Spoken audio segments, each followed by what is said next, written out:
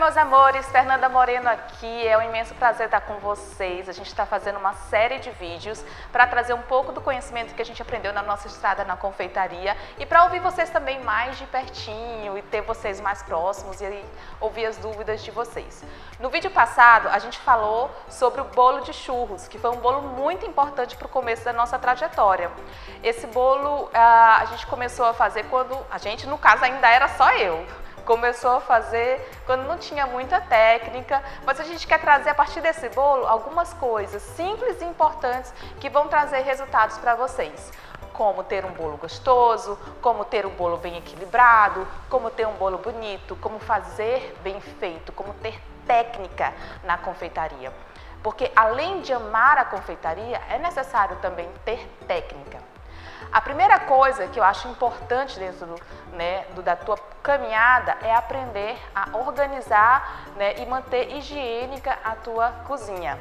Porque em qualquer ambiente de trabalho é importante ter uma organização, mas dentro da cozinha profissional, mesmo que seja dentro da tua casa, a gente está lidando com comida, Então é muito importante a gente ter um ambiente limpo, organizado, higienizado. Dentro de botar a mão na massa mesmo, a gente vai ter uma coisa chamada mise en place, Que é isso aqui que a gente fez, e que a gente fez no primeiro vídeo também. Separar cada ingrediente pesados, para poder a gente fazer a receita. E a gente faz isso aqui mesmo a gente fazendo uma quantidade de 100, 150 quilos de bolo por semana, mesmo assim as nossas funcionárias fazem a higiene da cozinha quando entram e depois eles vão fazer a mise en place, Separar, como é que chama? Não é instrumento, olha eu falando instrumento. Separar ingrediente por ingrediente, desculpa gente, eu me empolgo. Ingrediente por ingrediente, para que a gente, não esqueça de nenhum ingrediente. 2, tenha sempre esses ingredientes bem pesados. Vamos lembrar que a confeitaria, ela é um resultado físico-químico, Cada doce que você comeu, ele foi um resultado de uma reação físico-química, Então é muito importante manter essas quantidades bem separadas, e bem pesadas. Ah, Fê, mas se eu passar um ovinho, se eu passar um pouquinho de trigo, se eu deixar menos açúcar, não gosto com tanto açúcar. Normalmente, quando uma receita foi levada até você, quando você aprendeu uma receita, essa receita já foi testada, já foi aprovada. Se você muda a receita, se você aumenta a quantidade de algum ingrediente, isso pode alterar o resultado final. Então é muito importante você ter a ficha técnica, que é o que sempre vai te dizer como fazer cada bolo, e depois a ficha técnica, antes de passar para a execução, do prato em si ou do bolo, é importante fazer a mise en place de acordo com a ficha técnica para que você tenha um resultado, vamos dizer assim, padronizado. O que eu estou querendo dizer com isso? Quando um cliente teu te compra um bolo, ele quer ter a mesma experiência que ele teve da primeira vez, na segunda vez, na terceira vez. Isso porque você tem que trazer uma experiência gustativa, e uma experiência visual também. Ele quer esse resultado todas as vezes.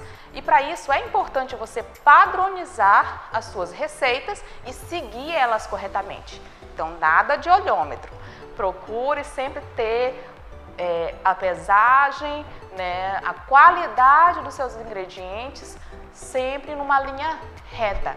Um ingrediente de qualidade, uma pesagem, uma ficha técnica, e uma mise en place que obedeça à ficha técnica. Eu espero estar sendo clara. Então, ter um processo de padronização dentro da tua cozinha vai fazer com que o teu cliente tenha uma experiência igual, aquela experiência que ele veio comprar todas as vezes que ele te fizer o pedido. Isso é muito importante. Aqui no nosso ateliê, por exemplo, até a quantidade de recheio que nós colocamos em cada camada de bolo é pesada, de forma que a gente vai ter a mesma quantidade de recheio, de bolo, todas as vezes que a gente for entregar um bolo. Isso vai te ajudar também na tua economia. Você não vai ter que fazer, por exemplo, essa semana eu tenho 5 bolos e eles têm recheio de chocolate, castanha e cupuaçu, que é uma fruta daqui, né, da nossa região norte e nordeste. Então você não sabe quanto de recheio faz, porque você usa uma bisnaga ou vai no olho. É muito provável que vá te faltar recheio ou que vá te sobrar recheio, né? Se te faltar recheio no meio da receita, provavelmente você vai ter que sair de casa, se deslocar de carro, gastar gasolina, que está pela hora da morte, né? Para poder ir comprar o teu ingrediente. Vai perder tempo, vai perder dinheiro. E se te sobrar ingrediente, bom, o leite condensado com o tempo ele cristaliza. Se você não tiver logo em seguida um bolo que você possa, vamos dizer assim, colocar o restante desse recheio, é muito provável que esse teu recheio estrague, né? Dentro da cozinha, dentro da confeitaria, é muito importante o frescor, né, daquilo que a gente serve para o nosso cliente. Então, se você padronizar com a ficha técnica, fizer a sua mise en place, muito provavelmente você, quando terminar o seu bolo de baba de moça, cupuaçu, não sei mais nem qual foi o recheio que eu coloquei, não vai ter sobra.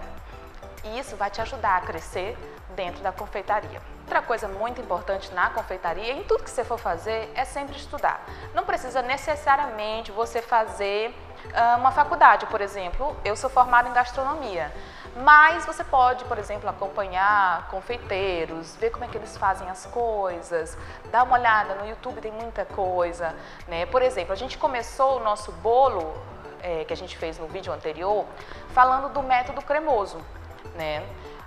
O que quer dizer esse método cremoso? Bom, na confeitaria, quando a gente vai fazer um bolo, a gente tem normalmente 3 métodos, né, para fazer esse bolo. Método, gente, não olhem para as minhas unhas nem para as minhas mãos, elas estão sempre pintadas, porque aqui eu confeito mesmo, eu fico com a mão na massa. Então vamos lá, a gente vai ter o método esponjoso, que é o método esponjoso. Fernanda, o que são esses métodos? É como eu preparo esse bolo. Então eu tenho a ficha técnica, eu já fiz a minha mise en place, agora o método é como fazer, como preparar esse bolo, certo? Então, no método esponjoso, ele é normalmente usado para bolos que têm ou muito pouca ou nenhuma gordura. Nesse caso, a gente vai começar sempre pelos ovos, né? Batendo os ovos ou sozinhos, ou separados, ou com açúcar e assim por diante. Vamos fazer uma espuma bem grande, né? E depois vamos acrescentando com cuidado os ingredientes secos. Esse é o método esponjoso e é usado para genoases, para pão de ló, para chiffon, né? No método que a gente usou no de churros, a gente usou o método cremoso. Lembra que eu falei para vocês? O método cremoso, ele é normalmente para massas amanteigadas ou que são ricas em gordura, tá? Então a gente vai colocar normalmente primeiro a manteiga, né? Depois o açúcar, os ovos, naquela sequência que eu mostrei para vocês no vídeo passado. Manteiga, açúcar, ovos e só então o trigo e algum outro meio aquoso que a gente possa ter. E tem um método direto, que normalmente a gente vai misturar esse método cremoso. Vamos voltar? No método cremoso, a gente faz normalmente essa massa manteigada, que eu ensinei para vocês, por exemplo, que vai creme de leite, ou uma massa manteigada sem creme de leite, sem outro meio aquoso que não as claras, né, os ovos, bolos de frutas e assim por diante. Bolos que levam bastante gordura, né? E tem um método direto. No método direto, normalmente a gente vai juntar os ingredientes secos com os ingredientes líquidos, que normalmente aí a gordura já é uma gordura vegetal, que está líquida. Vamos misturar os dois separadamente e depois incluir. Um ótimo exemplo desse método direto é o bolo de cenoura, por exemplo, que a gente joga tudo lá dentro do liquidificador para poder sair o bolinho. Então, não é não é uma coisa difícil, mas que é importante eu entender, porque isso vai influenciar diretamente na hora que eu for fazer o meu bolo. Por exemplo, se eu separar as claras, separar os ovos, bater os ovos em neve, para um bolo amanteigado, por exemplo, eu estou perdendo um tempo né, desnecessário, porque o bolo de método cremoso, ele não precisa, o bolo amanteigado, ele não precisa fazer essa separação. Você vai fazer conforme a gente mostrou, manteiga, açúcar, ovos, trigo, fermento, certo? E no método esponjoso, por exemplo, se você deixar entrar gordura excessivamente na espuma, isso também vai danificar o teu bolo, certo? Então, ou você perde tempo ou você perde a receita. Então, sempre procura entender um pouquinho o que é que você está fazendo para poder, quando os problemas surgirem, você já saber o que não foi. E aí, investigar o que foi. Porque se eu fiz tudo certinho, isso aqui não foi. O que está errado? Fica mais fácil de descobrir, certo? Mais uma coisa importante para você que está começando ou para quem já está na ativa são os utensílios. Eu quis mostrar o bolo de churros para vocês saberem que com pouco a gente consegue começar. Então, o que eu usei naquele dia? Umas travessinhas, que eu sei que a gente não usa tudo bonitinho assim, a gente pode usar uma travessa só e ir pesando os ingredientes um por um, sem problema nenhum. Foi assim que eu comecei. Uma batedeira, né? No meu caso, eu usei uma batedeira planetária, mas você pode usar aquela batedeira comum que vem com 2 garfos, você pode usar a mão, né? É importante você ter o teu equipamento para que você consiga fazer o trabalho mais acelerado, né? E aí consiga pegar mais encomendas. No entanto, se você não tiver uma planetária, pode começar aí com a de 2 garfinhos, porque foi assim que eu comecei, aquela de 2 garfinhos, entendeu? Então, sem medo de ser feliz. O importante é que você cuide bem do seu equipamento e sempre reserve no seu financeiro, né, um valor para investimento, né? Isso é muito importante. No começo, basicamente, todo o meu lucro ia para reinvestimento.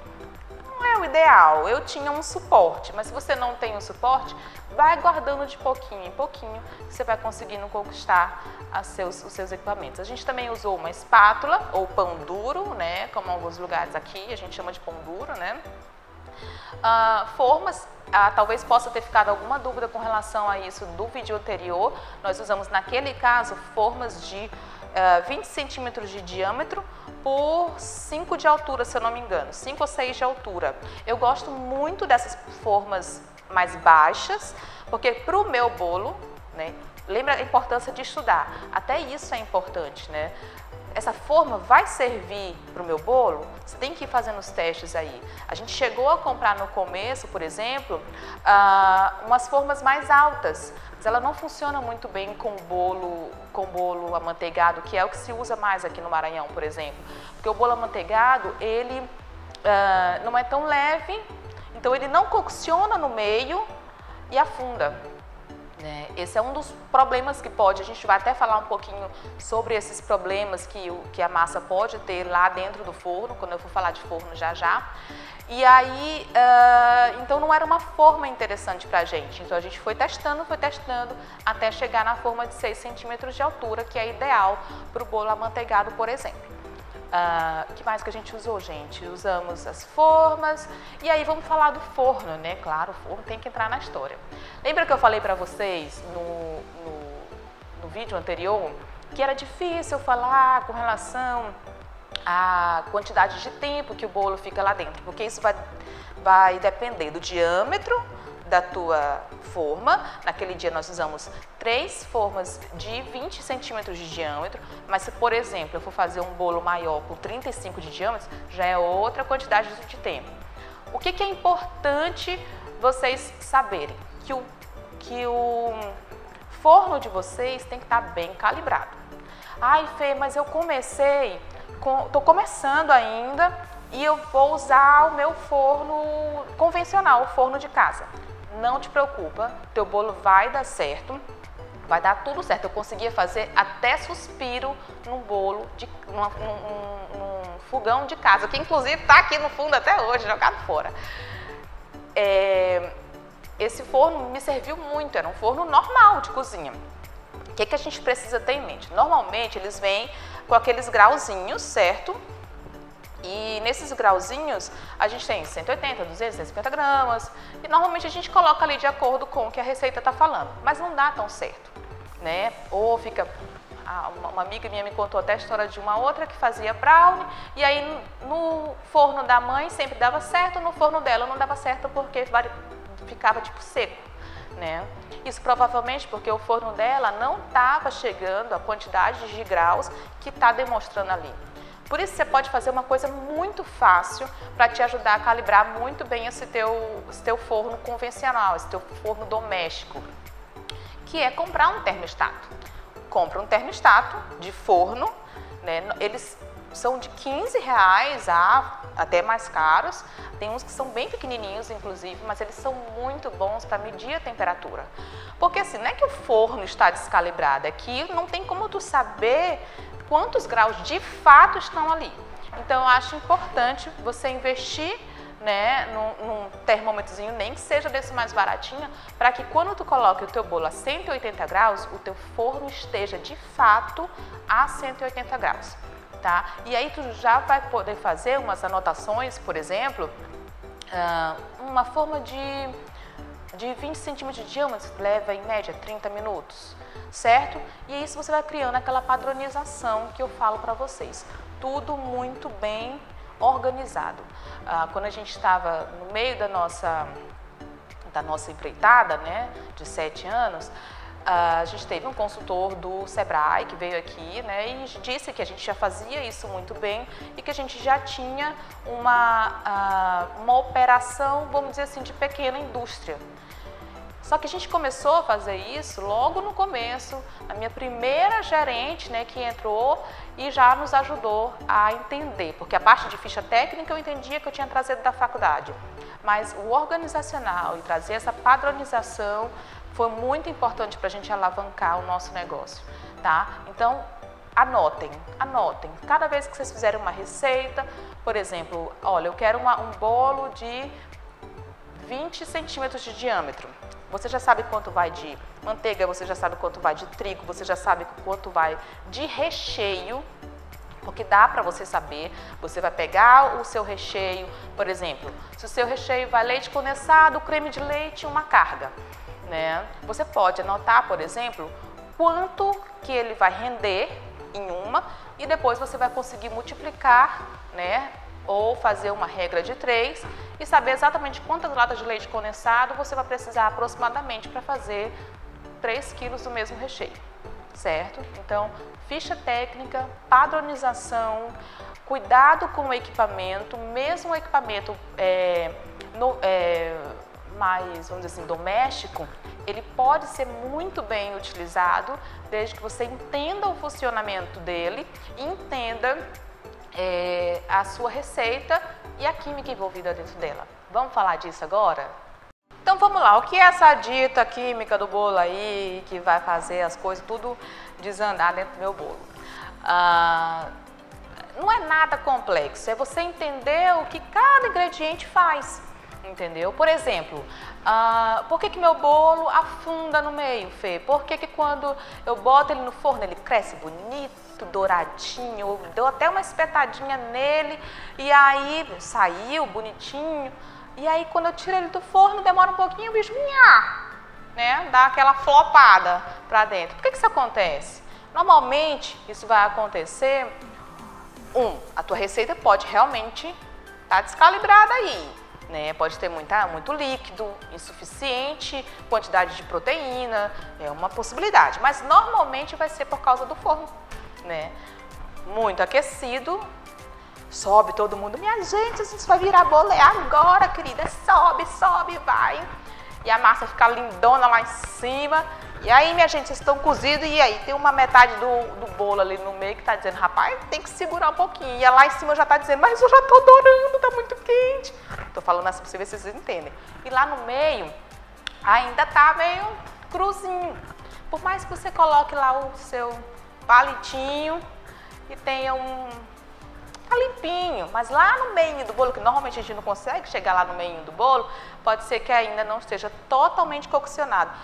Que você coloque o palitinho, ele não saia nada ou quase nada, mas ele ainda não está firme o suficiente para desligar. Isso acontece porque a temperatura do forno estava muito alta, assamos as laterais, a parte de baixo e o topo do bolo mas o interior, o miolinho, não estava assado.